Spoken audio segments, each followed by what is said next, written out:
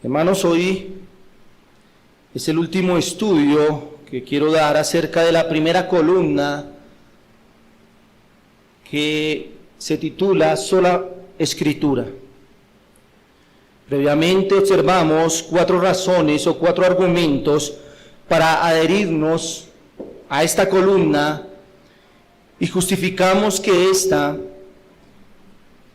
sea un pilar fundamental en nuestra fe. Espero que no haya quedado dudas de que es bíblico que la Iglesia de Jesucristo tenga la Escritura como única regla de fe y práctica. Sin embargo, antes de abandonar este punto, quiero que veamos 2 principios prácticos de solo Escritura.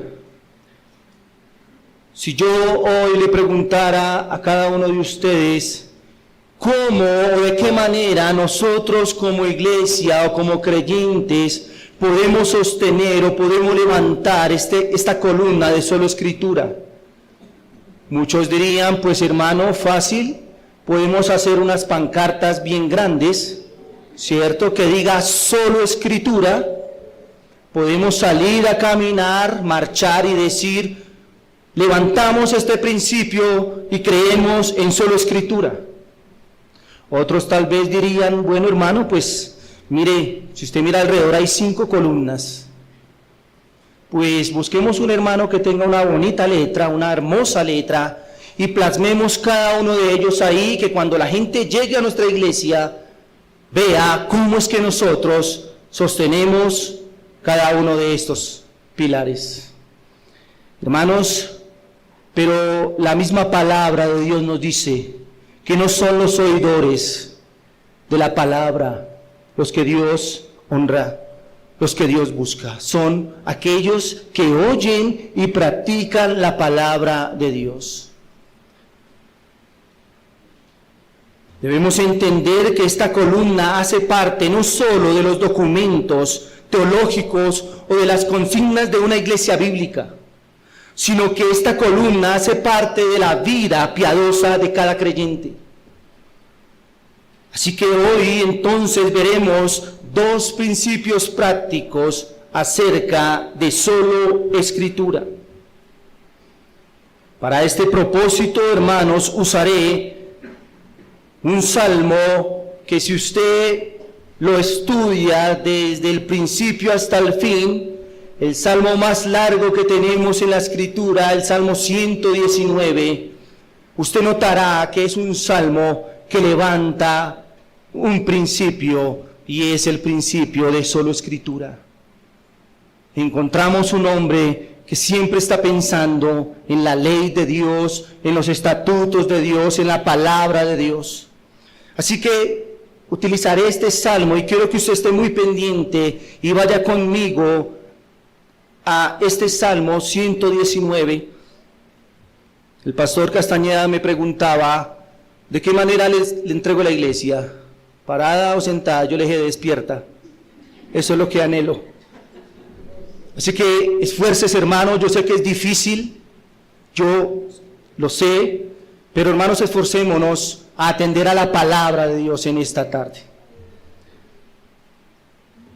Este salmo entonces es sobresaliente no solo por su extensión, siendo el más largo de la Biblia, sino porque todo él es un gran escrito sobre la excelencia de la ley divina. Consideremos entonces cómo en la práctica la iglesia y cada creyente levantamos este principio fundamental, solo Escritura. Y el primer asunto es amando y meditando en la Sagrada Escritura. Amando y meditando en la Sagrada Escritura. Por supuesto, amando la palabra de Dios. Vaya conmigo entonces al Salmo 119, versículo 97.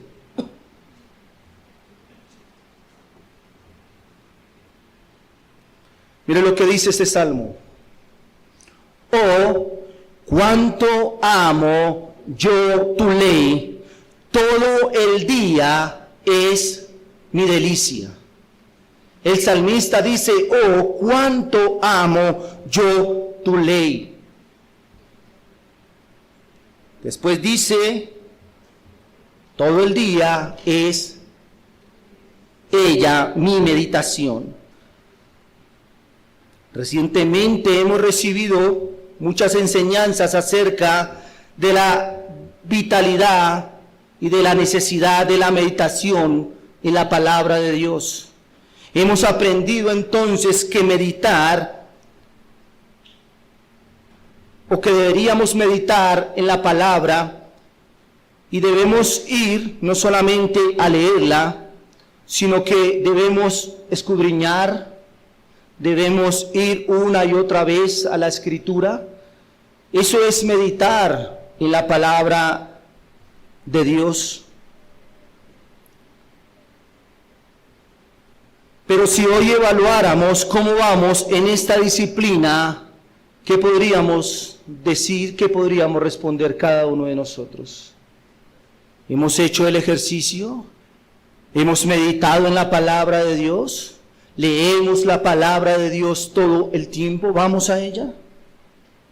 ¿Es la meditación de la palabra de Dios una disciplina diaria?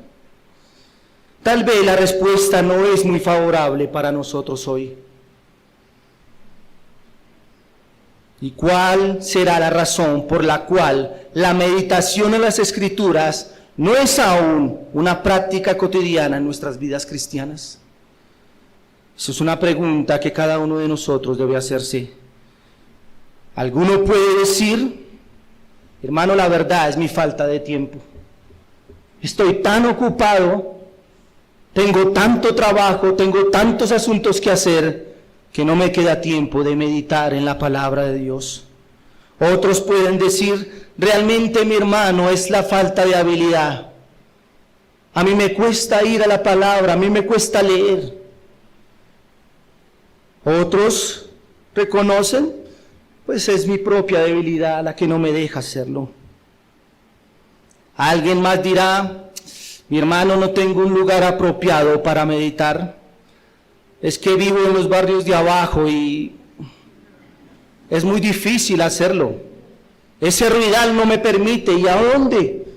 Vivo en arriendo, no tengo un lugar.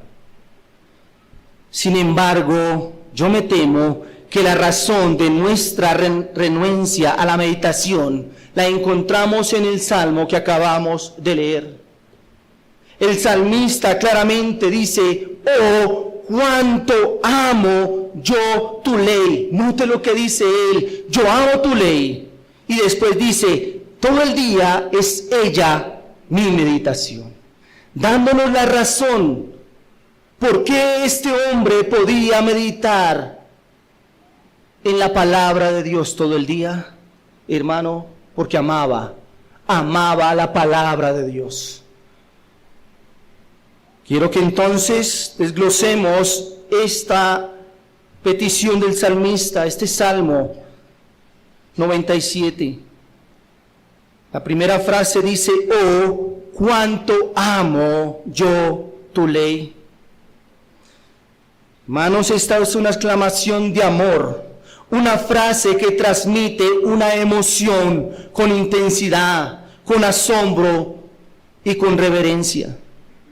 Es tal el amor hacia la ley de Dios que obliga al salmista a expresarse de una manera viva. Él no describe el amor. Es como si no encontrara las palabras apropiadas y entonces grita con ardor, oh, cuánto amo tu ley. Él no encontraba palabras, no encontraba medida para expresar el amor de Dios y por eso dice, oh, cuánto amo tu ley. Mi hija menor, le digo, ¿cuánto me amas? Y ella siempre me responde, 2 millones. Bueno, para ella eso es mucho.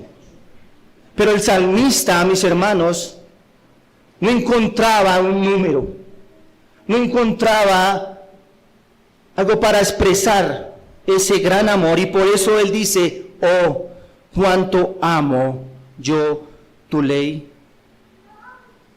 Quiero que note que el salmista no dice cuánto leo yo tu ley. Cuánto conozco yo de tu ley, cuánto memorizo yo tu ley. Y no es porque estas prácticas no sean adecuadas, por supuesto que lo son adecuadas y propias de un creyente, pero el salmista va mucho más allá de eso. Él no se queda en las cosas externas, pues se puede conocer, se puede leer, se puede memorizar, se puede practicar y aún se puede predicar sin amar la palabra de Dios. Pero solo, escúcheme bien, pero solo quienes la aman pueden sinceramente leerla, meditarla, memorizarla y practicarla. Es imposible que alguien diga, por supuesto, yo amo la palabra de Dios, pero nunca se acerca a ella con pasión como lo hizo el salmista. Quien ama la Escritura tiene una relación intensa y personal con ella. Consecuentemente, quien la ama, la lee, la memoriza, la medita, la practica y la predica. Hermanos, lo que nosotros amamos es lo que nosotros buscamos. ¿Por qué razón nosotros entonces no vamos a la palabra de Dios como deberíamos hacerlo? Porque no amamos como debemos amar las Escrituras. Esta realidad de que son nuestros afectos los que guían y orientan nuestras acciones se ven en la vida cotidiana. En la medida que el amor se establece, sea correcta o incorrectamente, hacia el bien o hacia el mal, así se consolidan los afectos. Podríamos decir que a lo que dedicas más tiempo en tu vida, eso es lo más valioso para ti. En el Antiguo Testamento lo dice de la siguiente manera, Mateo capítulo 6, versículo 21.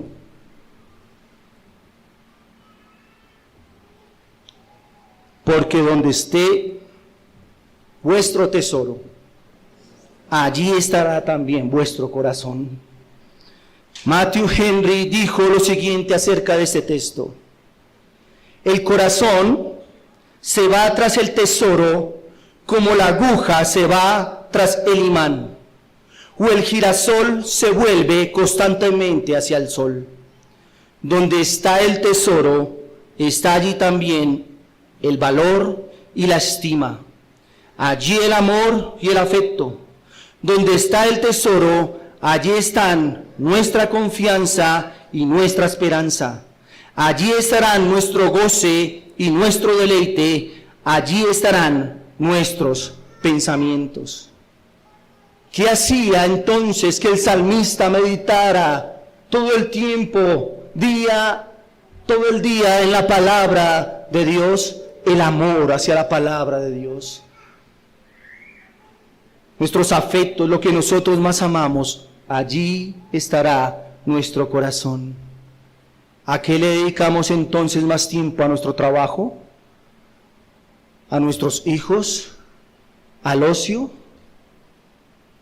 Pensemos. Si lo hacemos es porque amamos eso.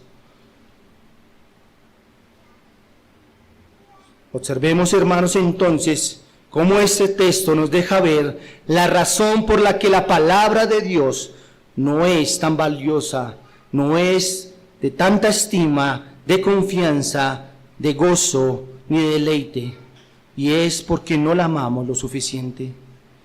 Así que no es la falta de tiempo, no la falta de disciplina, no la falta de un lugar apropiado, no es la falta de habilidad, es la carencia de afectos sinceros e intensos hacia ella. Por tanto, quiero que entiendan que más que un eslogan, más que un letrero allí, ya sea en la iglesia, muy bonito, ya sea en nuestra casa, donde sea, más que un eslogan, hermanos, la sola Escritura es algo que va en la práctica, en cómo nosotros tenemos la palabra de Dios en nuestras vidas. La sola Escritura debe ser un afecto y un amor vivo por la sagrada palabra de Dios. Pero que sigamos desglosando este texto que nos dice como segundo, cuánto amo yo tu ley. La palabra aquí que quiero que miremos es la palabra cuánto amo. Es una expresión que se encuentra en presente. El salmista no dice cuánto amé tu ley. Quizás por allá, cuando recién comencé en los caminos del Señor, amaba la palabra de Dios. Ella quizás era mi deleite, era mi consuelo. Pero hoy estoy muy lejos de esos afectos. Él tampoco dijo, oh, cuánto amaré yo tu ley. Si sigo por este buen camino, algún día amaré la palabra, me deleitaré en ella y será mi esperanza. Ay, si Dios me da lo que he pedido, entonces ahí yo voy a amar la palabra de Dios. Si Dios contesta todas mis oraciones, entonces ahí la palabra de Dios será lo más importante y lo que más amo yo. No, hermanos, el salmista dijo, cuánto amo, tiempo presente, cuánto amo yo tu ley. ¿Cuándo dijo el salmista? Hoy, sin importar mis providencias, sin importar lo que ella haga en mi vida. Si me confronta, la amo. Si me da paz, la amo. Si me exige, la amo. Esto es lo que declara el salmista. Muchos hermanos no tienen problema en amar las promesas del Señor. Clama a mí, yo te responderé. Gracias Dios.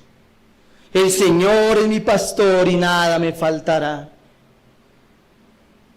Muchos tienen quizás en la casa esas promesitas de ovejitas que aún los impíos pueden coger y decir, esta es mía. Eso es hermoso amarlo. Pero si usted mira, hermanos, el salmista dice, cuánto amo yo tu ley. Tu ley. La ley de el Señor.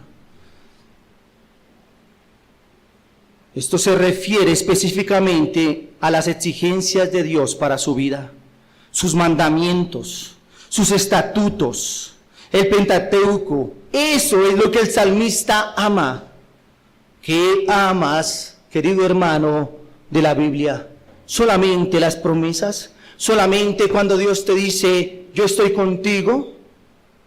¿O también las exigencias de Dios? ¿Somos selectivos con la palabra de Dios? Si eso pasa, no amamos la palabra de Dios como debemos amarla. Lo tercero que observe en esta declaración es que el salmista dice, cuánto amo yo tu ley. Esta declaración está dada en la primera persona del singular. Yo. No dice cuánto amamos nosotros la ley, ni cuánto aman ellos tu ley, sino que al ser expresada en primera persona incluye un aspecto personal, individual y particular del amor por la palabra. El salmista no hace referencia a algo comunitario aquí. No habla en nombre de toda la nación ni de toda la congregación y por tanto nos recuerda de la responsabilidad de cada creyente de amar y crecer en afectos hacia la palabra de Dios. ¿Quiénes necesitamos amar la palabra de Dios? ¿Los que nos paramos en el púlpito a predicar? No, mi hermano. Cada uno tiene la responsabilidad de amar la palabra de Dios.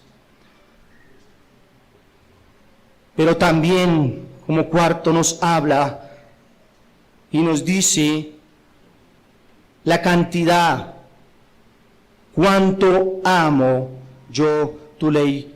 Por supuesto, como le dije, él no puede encontrar la cantidad. Él no puede llegar a un número para poder expresar la magnitud del amor que tiene hacia la ley de Dios.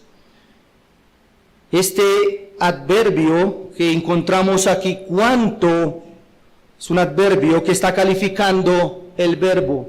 ¿Cuál es el verbo? El amor. El adverbio es el cuánto, calificando cuánto amor tenía hacia el Señor. En este caso, entonces, no quiere medir la cantidad del amor, sino más bien expresar gran admiración. El salmista utiliza muchas veces este recurso o expresión en otros salmos. Por ejemplo, en el Salmo 139, versículos 17 y 18 dice, Salmo 139, versos 17 y 18. Cuán precioso me son, oh Dios, tus pensamientos, cuán grande es la suma de ellos. Allí encontramos en el versículo 17 la palabra cuán, es la misma de cuánto. Pero mire lo que dice el 18, si los enumero, se multiplican más que la arena. Despierto y aún estoy contigo. ¿Qué nos quiere decir el salmista? Que es imposible contar el amor que tiene hacia las Escrituras. Aquí está la palabra, como les dije, cuán, y es la misma palabra en el original de cuánto amo tu ley, del Salmo 119, 97, usada para expresar la grandeza de los pensamientos de Dios y la imposibilidad del salmista para medirlos con números o cantidades. Ese es el mismo recurso usado en cuanto amo tu ley. Es como si dijese lo siguiente: no puedo dar un número y no quiero dar un número, pero sí quiero mostrar mi gran admiración de mi amor por tu ley. Más adelante, en el mismo Salmo, en el versículo 27, el salmista lo dice allí y lo refrenda de la siguiente manera. Salmo 119, versículo 127. Por eso he amado tus mandamientos más que el oro y más que el oro puro. Hermanos, en esta ocasión el salmista establece una comparación y declara que el amor a los mandamientos es mayor que el amor a las riquezas. El oro es valioso, por supuesto, pero el oro refinado es mucho más valioso, ya que el oro refinado es el oro que se le quitan todas las imperfecciones, el oro puro. Ese oro es más valioso, pero aquí el salmista está diciendo que ama más la palabra de Dios que el oro puro. Mire la magnitud del amor que tiene el salmista por la palabra de Dios. Para muchos, por supuesto, es más importante el oro. Aún para muchos que dicen ser creyentes. Pero para el verdadero creyente, para el verdadero hijo de Dios, lo más importante y lo que debe amar más es la palabra de Dios. Por tanto, quien no es capaz de amar la palabra más que a todas las demás cosas, al punto de aborrecerlas, no es digno de la palabra de Dios. Hasta aquí, mis hermanos, hemos visto el testimonio de un gran amor por la palabra. Más que una expresión poética, es la realidad de un hijo de Dios. Y por supuesto debería ser la realidad de todos los hijos de Dios.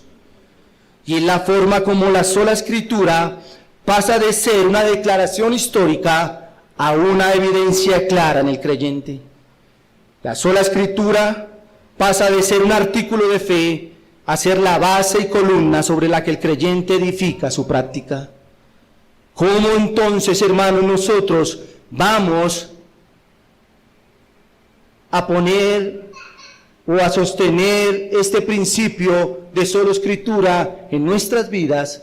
Hermano, amando con todas nuestras fuerzas la palabra de Dios. Pero les dije también que meditando en la palabra de Dios, el salmista dice: cuánto amo yo tu ley, todo el día es ella mi meditación. Por supuesto, es la consecuencia lógica o el efecto correspondiente de amar la palabra de una manera grandiosa. Dice el salmista: es ella todo el día mi meditación. Pero entendamos entonces qué quiere decir esta expresión. El salmista dice que medita en la palabra todo el día. Como hemos aprendido entonces, la meditación es una disciplina piadosa que consiste en reflexionar, en repasar o en rumiar la palabra de Dios leída o escuchada, en oración y en dependencia del Espíritu. Esto con el fin de interiorizar y entender lo que Dios quiere que hagamos de manera específica con lo aprendido y llegar a la transformación del alma en obediencia y el crecimiento del amor hacia Cristo. ¿Qué es meditar entonces? Ir a inquirir en la palabra. Es una práctica diaria o tan frecuente como sea posible que ocupa un lugar y tiempos determinados. Sin embargo, veamos que el salmista no está haciendo referencia aquí solamente a esta práctica limitada por el tiempo. Piense lo siguiente: si meditar es sacar tiempo para leer el texto, meditar en él, ir una y otra vez, orar, pedir asistencia del Señor, eso se requiere de tiempo. Y el salmista dice que en ella meditaba todo el día. Entonces lo que quiere decir es que el salmista no hacía otra cosa, no se ocupaba en nada más, sino solamente en meditar la palabra de Dios. Pues mis hermanos, debo decirles que no es así. No es así.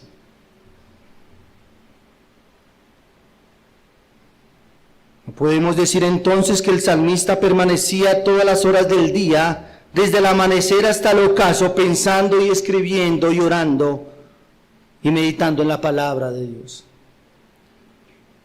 Pero lo que sí creemos es que el salmista realizaba sus devociones personales, quizás familiares, tanto mañana como en la noche, pero además realizaba todos sus trabajos terrenales pensando y actuando bajo la palabra de Dios. Su mente estaba saturada por la palabra de Dios. No se dirigía a ningún lugar sin la compañía de la palabra. Tal vez no la llevaba en un pergamino bajo el brazo todo el tiempo, pero la llevaba en la mente y en el corazón. No tomaba ninguna decisión, ninguna, sin contemplar la palabra de Dios. Además, el texto nos muestra que aunque otros temas reclamaran su atención, él no hacía de ninguno de ellos su meditación continua, pues ese lugar estaba reservado a pensamientos más sublimes. Lo que quiero decir es que el salmista se ocupaba en otras cosas, por supuesto, pero nada de lo que él hacía estaba por fuera de lo que la palabra de Dios decía. Él meditaba en la palabra de Dios. Cada asunto que él hacía, por pequeño que fuera, estaba pesado por la palabra de Dios. Y la pregunta en esta tarde sería: ¿nosotros hacemos eso? Además de meditar en la palabra de Dios, sacar tiempo, tener un lugar, orar. Además de eso, en nuestras ocupaciones, en nuestro trabajo, en nuestro estudio, en nuestra casa, pesamos cada uno de los asuntos que se nos presentan conforme a lo que la palabra de Dios dice. Si eso es así, hermanos, estamos levantando el principio de solo escritura. Eso es meditar en la palabra de Dios. Un antiguo puritano dijo de este texto lo siguiente: lo que el salmista hacía no era simplemente memorizar la letra fría y desnuda de la palabra, cual si mantuviera algún texto en su mente, sino penetrar en sus temas y contenidos, como la justicia, el poder, la sabiduría, la misericordia y la bondad de Dios, la fragilidad, la corrupción y la maldad que hay en el hombre, y por supuesto los pecados que Dios prohíbe y las virtudes que ordena. No era simplemente decir, no, yo, la palabra de Dios, yo la tengo aquí en mi mente. Ya, eso es suficiente. Si observamos, no eran principalmente las preocupaciones, las carencias, los peligros, lo que ocupaba los pensamientos del salmista. Tampoco entonces era que el salmista, cuando se encontraba en dificultades, buscaba con desespero en su mente algún versículo y lo recitaba como una especie de amuleto. No, yo conozco la palabra, estoy en angustia, cojo la concordancia de mi mente y busco textos para esto. Eso no es meditar en la palabra de Dios. El salmista iba mucho más allá. El salmista pensaba en todo lo que era Dios. Hermanos, ¿cuántos de nosotros en medio del dolor y la dificultad pensamos en, Señor, ayúdame? El Señor dice que estará conmigo. Pero ¿cuántos de nosotros meditamos en que eso que está pasando es porque lo merecemos nosotros? Que Dios es un Dios justo al permitir eso que nos está pasando. ¿Meditamos en eso? Hermanos, eso es meditar en la palabra de Dios. Dios es un Dios justo. Dios es un Dios soberano.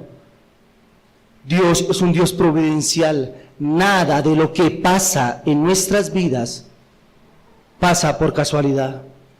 ¿Lo notan que no meditamos en eso? Hermanos, necesitamos meditar en la palabra de Dios. No solamente un texto a la mente, eso es bueno. Pero hermanos, mucho más allá de eso. Debemos meditar quizás en medio de las aflicciones o en medio aún de la alegría. ¿Cómo esa actividad que estamos haciendo glorifica a Dios? ¿En eso meditamos?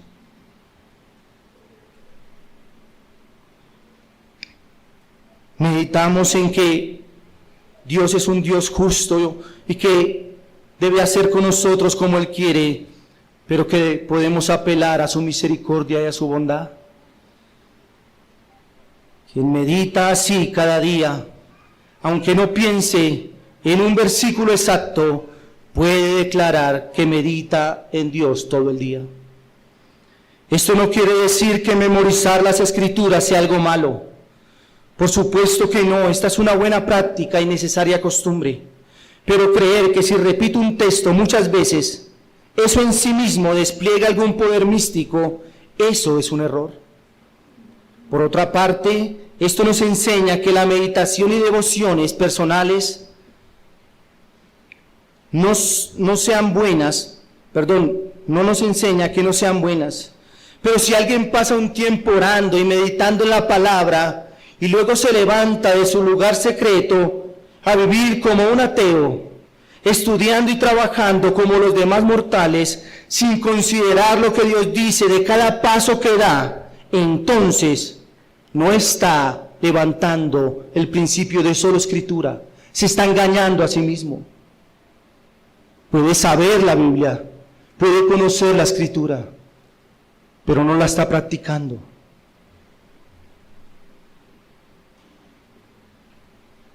Meditar en la palabra entonces no es solo tomar de cada día un tiempo para estudiar la palabra y orar para que el Espíritu la aplique al alma, sino además es llevar la Escritura en nuestra mente, en nuestro corazón, a donde vayamos y considerarla en todos nuestros caminos como el resultado de un amor profundo hacia ellas, por ser lo que son, las palabras benditas, inspiradas, claras, inerrantes y suficientes de nuestro amante y soberano Dios. ¿Hace así usted, mi hermano? ¿Puede usted también decir con el salmista que ama la palabra y ella es su meditación todo el día? ¿Se deleita usted en la palabra de tal manera que no se agota por pensar en ella? El salmista no se cansaba o se saturaba demasiado de la palabra. Nunca decía, bueno, esta decisión es muy pequeña, no requiere que la medite bajo la palabra de Dios. No hay que ser tan fanáticos. Uy, no, ya es muy exagerado. ¿Todo? ¿Realmente todo tenemos que pesarlo por la palabra de Dios? ¿Cuál es la respuesta, hermano? ¿Está despierto? Sí, todo debemos pesarlo en la palabra de Dios.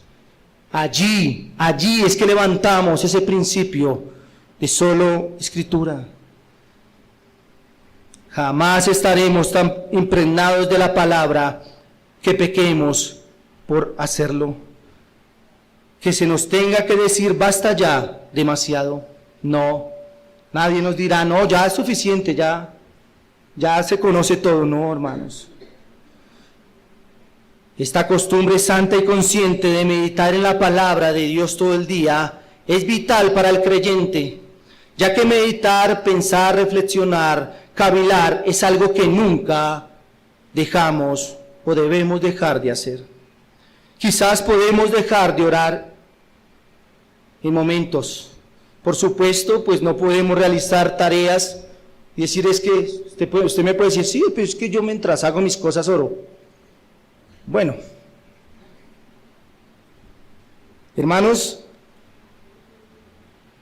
pero la palabra de Dios debe estar morando en abundancia todo el tiempo en nuestros corazones. Es más, me temo que si no pensamos abundantemente en la palabra, entonces lo haremos en nuestras preocupaciones, en nuestros pecados y en nuestras lujurias, en nuestras angustias y muchas cosas más. Si los pensamientos de los cristianos estuvieran constantemente en la palabra de Dios, si durante el día él estuviera reflexionando en los atributos de Dios y en sus exigencias, y en la maldad que como hombre aún le carga, sus corazones arderían de anhelo por la oración secreta y las devociones privadas. Pero muchos llegan a casa sin haber pensado en Dios en ningún momento. Quizás piensan, no he hecho mi devocional. Tenemos que hacer las devociones familiares y las hacen, pero solamente por el cumplimiento del deber. Pero si hubieran estado pensando en las demandas de Dios durante todo el día, en su gracia, en su bondad, en su corazón, estarían tan calientes para las devociones privadas y éstas serían deleitosas. Entonces, mis queridos hermanos, si queremos levantar esta primera columna en nuestras vidas de una manera real y práctica, es necesario que amemos y meditemos todo el tiempo en la poderosa voz escrita de Dios. Déjeme darle un segundo asunto de cómo entonces nosotros levantamos este principio de una manera práctica de solo escritura, y es cuando confiamos y recibimos consuelo solo en las escrituras. El Salmo 119, versículo 41 y 42 dice: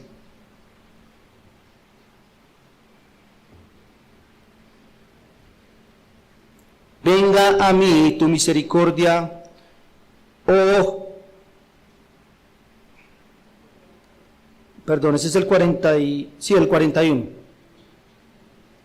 Venga a mí tu misericordia, oh Jehová, tu salvación conforme a tu dicho, y daré por respuesta a mi avergonzador, que en tu palabra he confiado. Quiero que note entonces, sin dudas el salmista estaba enfrentando una dificultad, una oposición o un dolor muy grande.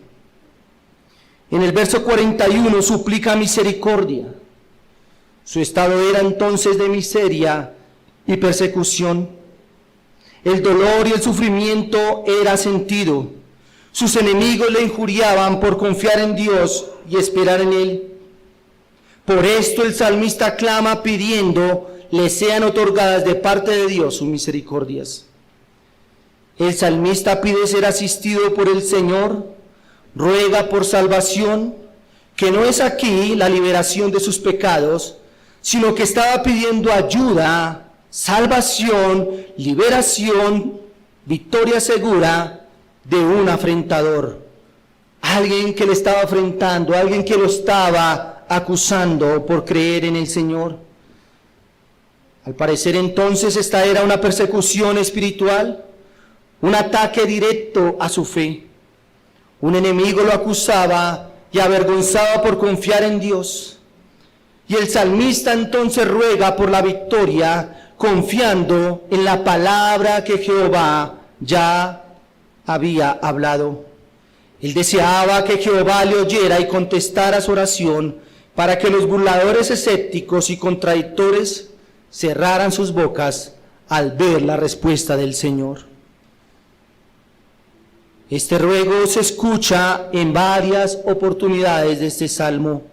Salmo 119, verso 58 dice: tu presencia supliqué de todo corazón, ten misericordia de mí, según que tu palabra.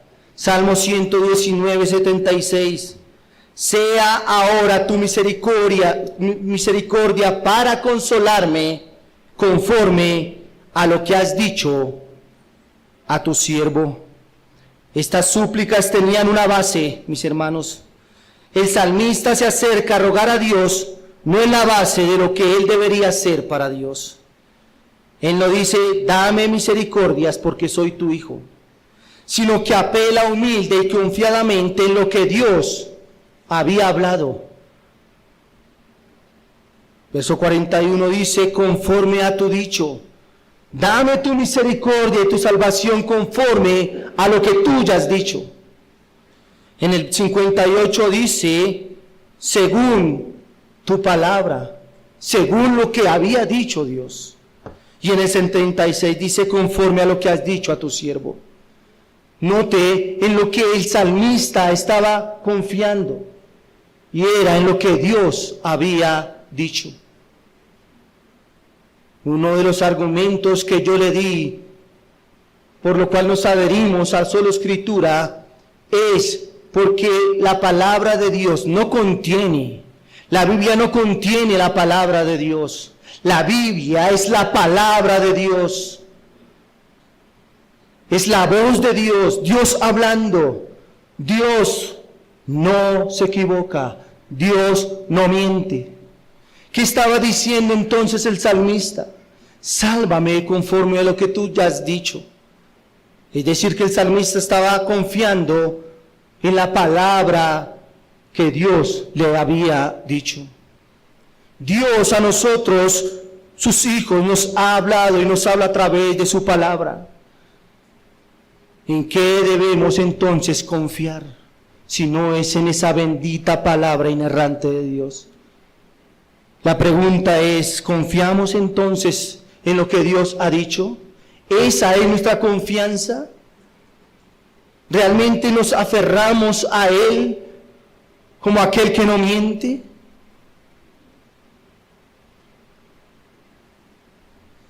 Estos son los fundamentos en los que el salmista se apoya para rogar misericordia.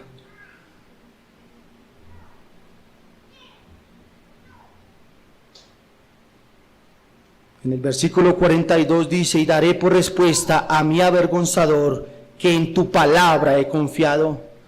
Aquí podemos ver la razón por la que el salmista pide salvación, pide liberación. Él deseaba poder dar una respuesta a su avergonzador. La palabra aquí avergonzador puede ser suplida con los sinónimos agraviador, angustiador, desafiador, difamador. Pero estas calumnias y desafíos de ese enemigo aquí venían porque el salmista confiaba en Dios. El salmista no está peleando por sus derechos, por su buen nombre o por su buena reputación. Él quiere entonces que el nombre de Dios en el que él confía sea reivindicado. No era el nombre del salmista lo que estaba en juego, sino el nombre de Dios y su palabra, su dicho, sus promesas. Él quería que sus adversarios fueran testigos del cumplimiento de las palabras de Jehová. Ahora la respuesta que el salmista quiere darle al que le afrenta es: en la palabra de Dios he confiado. Su fe estaba fuerte en medio de la prueba, su confianza firme en la palabra de Jehová, en esa palabra que él mismo había hablado. Muchos eran los que decían: no hay para él salvación en Dios, pero él confiaba plenamente en la palabra que había hablado su Señor. Esta es la repetición de la fortaleza que tenía este hombre. En tu palabra estoy seguro, en tu palabra espero, en tu palabra me refugio. ¿En qué nosotros nos refugiamos, hermanos? En la palabra de Dios. Spurgeon comenta lo siguiente: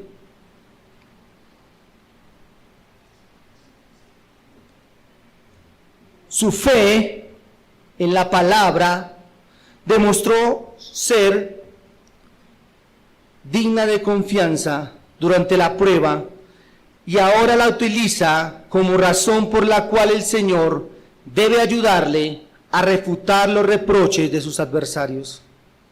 Cuando buscamos misericordias y salvación, la fe es nuestro principal argumento. Fe en el Señor que nos ha hablado en su palabra. Decir: en tu palabra he confiado, es una declaración más digna de ser escuchada y respondida que cualquier otra. Pues el que realmente puede hacerla es porque ha recibido potestad de ser hecho hijo de Dios y en consecuencia heredero de misericordias innumerables. Dios valora más nuestra confianza que todo lo demás que pueda haber en nosotros, porque el Señor ha escogido la fe como la mano sobre la cual depositar sus misericordias y su salvación. Si alguno nos reprocha por confiar en Dios, le estaremos respondiendo con los argumentos más concluyentes si le mostramos cómo Dios ha cumplido sus promesas, ha escuchado nuestras oraciones y ha satisfecho nuestras necesidades. Incluso los más escépticos se ven obligados a doblegarse frente a estos hechos. ¿Cómo nosotros podemos decirle a los que se burlan de nuestra fe que confiamos en Dios? Pues confiando en el Señor que responde nuestras oraciones y nos sostiene. Mis hermanos, un creyente que confía, se refugia, descansa, espera en la palabra de Jehová. Levanta en alto entonces el principio de sola Escritura. Nos es necesario recibir la información de las benditas Escrituras y orar por la transformación que producen ellas, para vivir en confianza y dependencia del Señor por ellas. Entonces queda entendido que el salmista confiaba en la palabra para ser librado de todas sus congojas y de sus enemigos, y quien confía en la palabra recibe de ella consuelo, y negarse a recibir consuelo de otras fuentes que no sean las sagradas Escrituras, eso es también levantar el principio de sola Escritura de manera práctica y viva. El creyente verdadero que conoce la palabra sabe bien que cualquier consuelo que provenga de otros manantiales no les saciará su sed, pero el agua de la palabra de Dios aplaca su alma sedienta y le dará vigor. Solo las palabras perspicuas, claras de Dios que han salido de su boca son eficaces para levantar a quien se agota por la ansiedad y la aflicción. ¿Ha escuchado alguna vez usted a alguien decir: es que no encuentro consuelo en absolutamente nada? Nada, absolutamente nada me consuela. He hecho de todo y nada me consuela. Salmo 119, versículo 50. El salmista exclamó lo siguiente: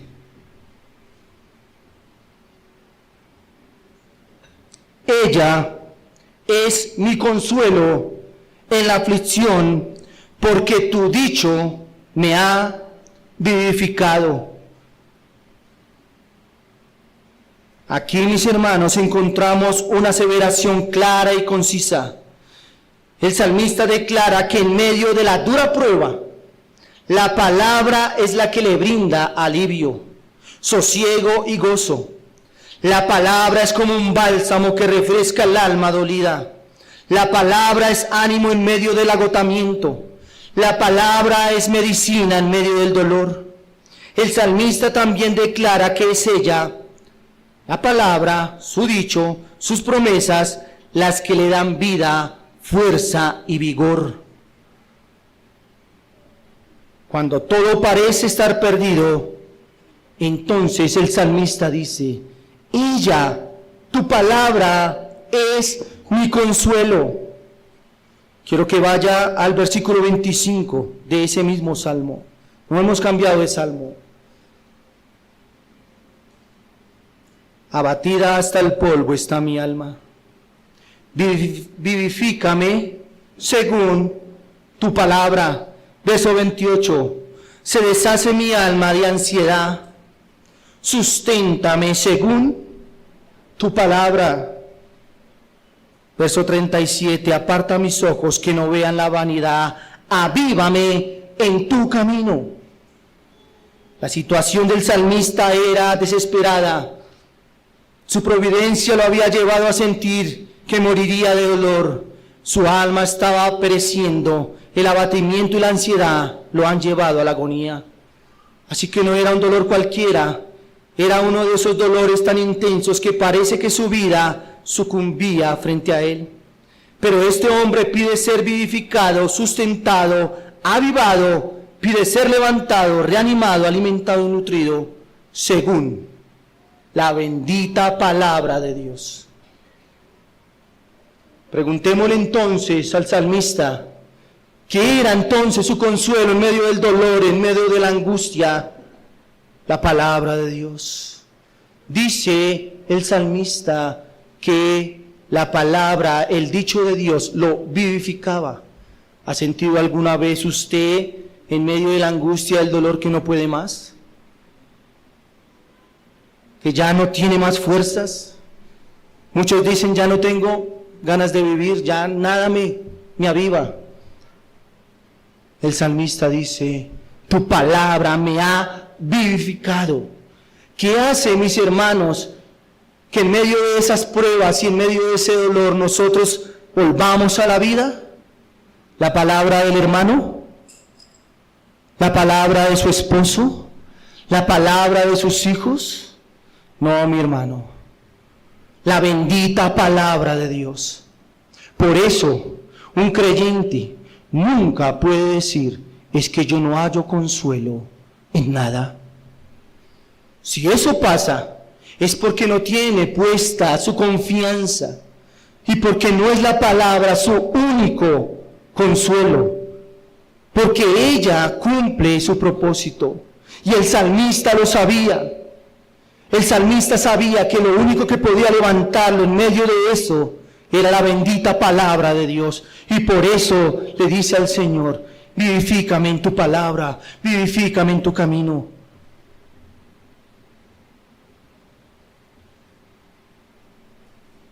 El salmista en el versículo 49 dice: acuérdate de la palabra dada a tu siervo, en la cual me has hecho esperar. Note lo que le estaba pidiendo al Señor.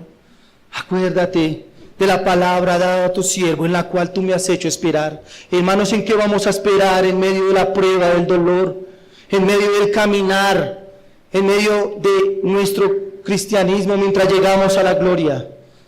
En la bendita e inerrante palabra de Dios, que ha prometido que estaría con nosotros, que nos llevaría hasta el final, que estaría con nosotros y nos sustentaría.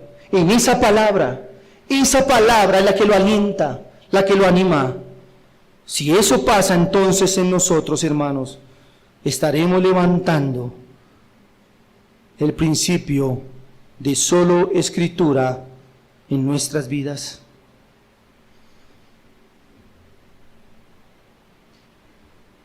Si alguien dice entonces, nada me consuela, nada me da fuerzas para seguir caminando en esta vida, entonces no ha logrado entender lo que el salmista entendió, que solamente la palabra de Dios lo animaría.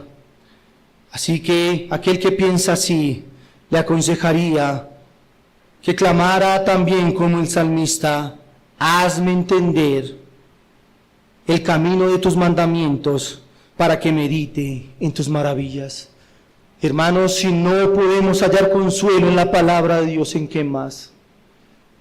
Y si nos cuesta, entonces, humillémonos delante de nuestro buen Señor, que conoce nuestras almas, que conoce nuestras debilidades, y clamemos que Él nos enseñe sus estatutos, su palabra, y que nos enseñe a confiar y amar únicamente lo que Él ha hablado, porque Él no miente y Él lo cumplirá. Oremos, hermanos.